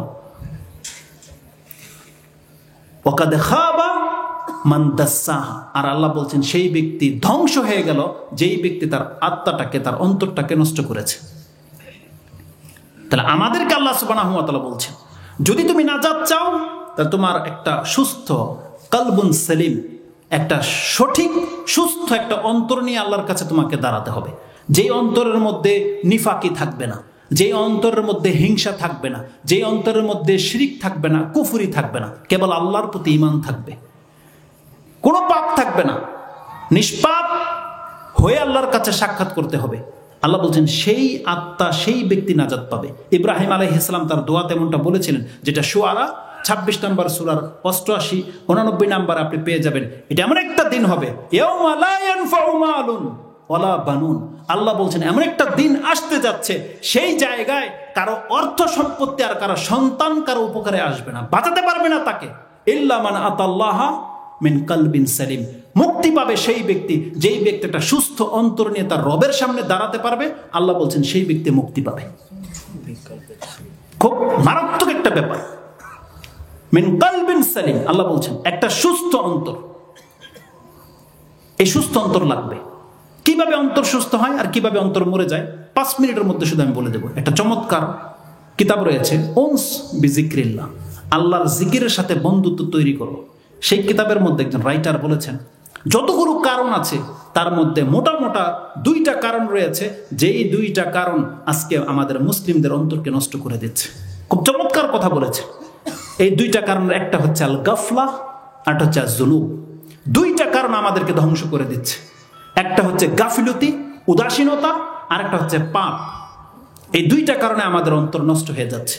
আমরা উদাসীন, আল্লাহ সুবহানাহু ওয়া তাআলার ধর্মের ক্ষেত্রে আমরা উদাসীন।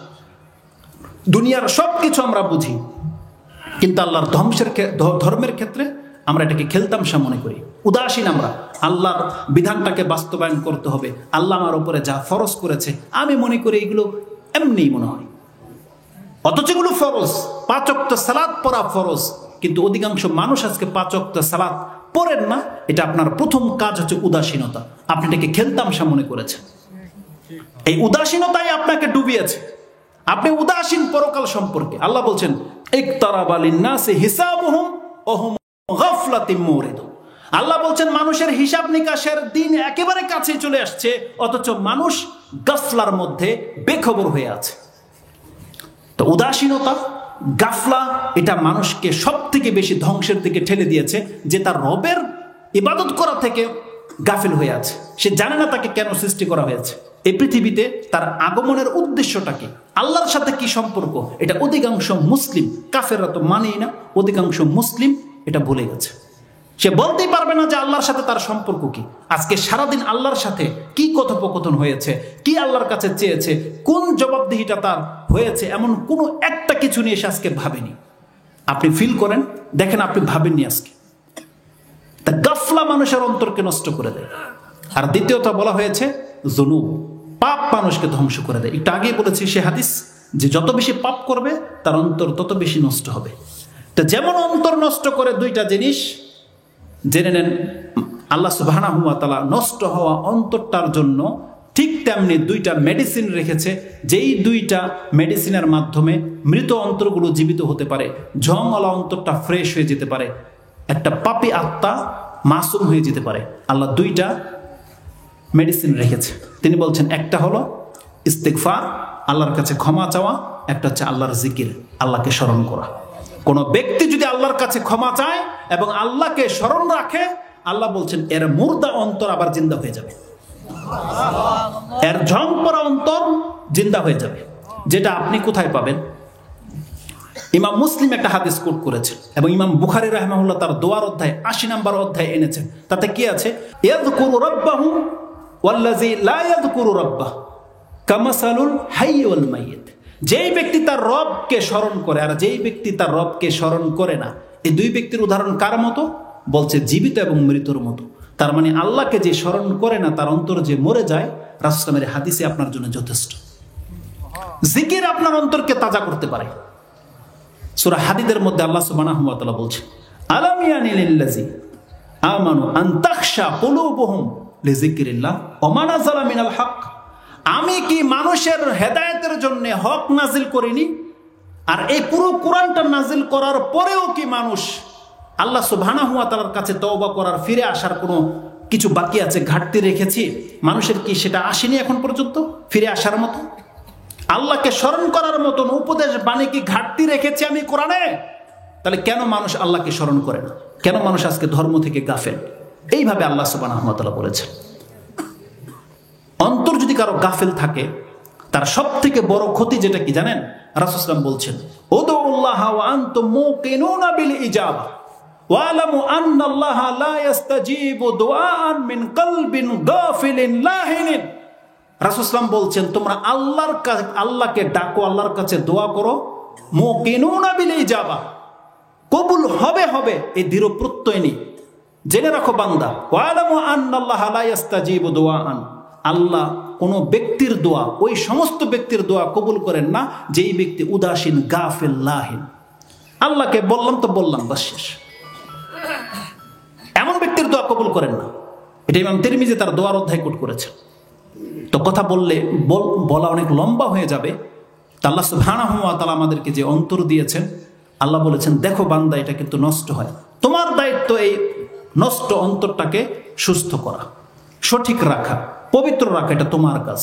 যে পারবে সে নাজাত পেয়ে যাবে, যেটাকে ধ্বংস করবে সে কিন্তু ধ্বংস হয়ে যাবে। আল্লাহ যেন আমাদেরকে বোঝার এবং সে অনুযায়ী আমল করার তৌফিক দান করে। এবং আল্লাহ সুবহানাহু ওয়া তাআলার কাছে আমাদেরকে দোয়া করতে হবে সর্বদা। আল্লাহ কোরআনে সে কিছু দোয়া নাজিল করেছে। সূরা আলে ইমরানের ৮ নম্বর আয়াতটা কি? আল্লাহ বলছে, রাব্বানা লা তুযিগ কুলুবানা বা'দা ইয হাদাইতানা ওয়া হাব লানা মিন লাদুনকা রাহমা ইন্নাকা আনতাল ওয়াহ্হাব। রাসূলুল্লাহ সাল্লাল্লাহু আলাইহি ওয়াসাল্লাম প্রতিনিয়ত আল্লাহর কাছে দোয়া করতেন। আকসারু মা ইয়াকুল, তিনি অধিক মাত্রায় যে দোয়াটা করতেন তিনি বলতেন, ইয়া মুকাল্লিবাল কুলুব সাব্বিত কলবি আলা দীনিক, ইয়া মুসাররিফাল কুলুব সাররিফ কলবি আলা তাআতিক। একাধিক বর্ণনা এসেছে। তা আমাদেরকে আল্লাহর কাছে দোয়া করতে হবে, আল্লাহ তুমি আমাদের এই আল্লাহুম্মা আতি নাফসি তাকওয়াহা ওয়া যাক্কিহা আনতা খায়রু মান যাক্কাহা, এই দোয়াটা অবশ্যই অধিক মাত্রায় করবেন যে আল্লাহুম্মা আতি নাফসি তাকওয়াহা, তুমি আমার অন্তরের ভিতরে তাকওয়া ঢেলে দাও, ওয়া যাক্কিহা আনতা খায়রু মান যাক্কাহা, আল্লাহ তুমি আমার অন্তরটাকে পবিত্র করে দাও, কারণ তুমি হলো সবথেকে বেশি উত্তম পবিত্রকারী। আল্লাহ যদি কারো অন্তরকে পবিত্র না করে তাহলে কোনোদিন আমাদের পক্ষে সম্ভব হবে না। জানেন মুহাম্মদ সাল্লাল্লাহু আলাইহি ওয়াসাল্লামের চরিত্র কেন এত সুন্দর? নবুয়ত আসার আগে আল্লাহ ফেরেশতা নাজিল করে দিয়ে তার অন্তরকে জমজমের পানি দিয়ে ধুয়ে তারপরে সিনাতে লাগিয়েছিলেন। জানেন না সে হাদিস? জানেন মেরাজ রাতের আগের ঘটনা কি করেছিল? রাসূল বলছেন, আমি মক্কাতে ছিলাম, ফেরেশতা এসেছে স্বর্ণের পেলা নিয়ে জমজমের পানি দিয়ে আমার কলিজা থেকে পেট পর্যন্ত যা আছে সবকিছু ধুয়ে আবার সেট আপ করে দিয়েছে। তার মানে আল্লাহ হচ্ছেন সব থেকে উত্তম পবিত্রকারী। আমাদেরকে তো ফেরে আল্লাহ পবিত্র করবে না, কিন্তু আপনার মুখের একটা জবান দিয়ে আল্লাহ পবিত্র করে দিবে যদি আপনি আল্লাহকে বলেন, আল্লাহুম্মা আনতা রাব্বি, তুমি আমার প্রতিপালক, আতি নাফসি তাকওয়াহা, তুমি আমার অন্তরের মধ্যে তাকওয়া ঢেলে দাও, ওয়া যাক্কিহা, তুমি আমার অন্তরকে পবিত্র করে দাও। এই দোয়াগুলো লাগবে। আপনি আল্লাহর কাছে বলবেন, আল্লাহ আমার অন্তর যেন সবসময় আমি সঠিক রাখতে পারি, তুমি আমাকে তৌফিক দান করো। আল্লাহ যেন আমাদেরকে বোঝার এবং সে অনুযায়ী আমল করার তৌফিক দান করেন। সুবহান রাব্বিকা রাব্বিল ইজ্জাতি আম্মা ইয়াসিফুন ওয়া সালামুন আলাল মুরসালিন আলহামদুলিল্লাহি রাব্বিল আলামিন। আসসালামু আলাইকুম ওয়া রাহমাতুল্লাহি ওয়া বারাকাতুহু। একটা 10 মিনিটের একটা বলা হয়েছে যে বিড়ি, সিগারেট, জর্দা এগুলো মাকরু কিনা, কোরআন কি বলে। আরেকটা হচ্ছে দান করার ব্যাপারে আপনাদেরকে একটু উৎসাহিত করতে। যদি আমি প্রশ্নের উত্তর দেই না, আর এগুলো প্রশ্নের উত্তর নয়, তাই আমি দুইটা মান রাখি। এটা মজার কথা হচ্ছে যখন বলা হয়েছে মাকরু, আমার একটা বক্তব্য হয়তো উনি শুনেছে বা কিছু জানি না, এই মাকরু শব্দটার সাথে আমার একটা অ্যালার্জি আছে। যদি আমি গ্রামার এত বুঝি না, কিন্তু আমি জানি যে কোরআনে একটা আয়াতের মধ্যে মাকরু শব্দটা আছে। আমি হাফেজও নই, তবে আয়াতটা আমার মনে আছে, যেটা আমাদের সমাজে এটার প্রচলন তো বেশি। যারা বলে বিড়ি, সিগারেট, জর্দা মাকরু, আমার সেন্সে তারা মনে করে মাকরু মানে হালকা হারাম, খাওয়া যায়, এমন না? আপনারা কি মনে করেন মাকরু মানে হালকা হারাম? না, বাস্তবিক তারা কোন সেন্সে বলে? হালকা হারাম না, যে মাকরু মানে খাওয়া যেতে পারে, এমন না? আমি মনে করি যদি কেউ বলতো হারাম, তাহলে আপনি অনেক হারাম পাপের মতো এটা একটা হারাম মেনে নিতাম। কিন্তু যখন বলেছেন মাকরু, আমার দৃষ্টিতে তখন জর্দা, সিগারেট এগুলো খাওয়া হয়ে গেছে শিরকের মতন বড় পাপ, জেনার মতো বড় পাপ, হত্যার মতো বড় পাপ, নিজের সন্তানকে হত্যা করার মতন বড় পাপ, অহংকার করার মতন বড় পাপ, এতিমের মাল খাওয়ার মতো বড় পাপ, তারপরে মূর্খামি করার মতন বড় পাপ। জানেন কিভাবে? এই সূরা বনী ইসরাইলের 23 নাম্বার থেকে নিয়ে 39 পর্যন্ত পড়েন, তাতে আল্লাহ 11টি বড় বড় পাপের কথা বলেছেন। তার মধ্যে এই পাপগুলো আছে, লা তাজআল মা আল্লাহ ইলাহান আখার, নবীকে বলেছেন তুমি আল্লাহর সাথে অংশীদার সাব্যস্ত করো না। তারপরে বলেছেন বাপ্পার সাথে নাফরমানি করবে না, ভদ্র আচরণ করবা, এবং তাদের কোনো আচরণে উফ শব্দটা পর্যন্ত বলবে না। ওয়ালা তাকুল্লাহুমা উফিউ ওয়ালা তানহারহুমা।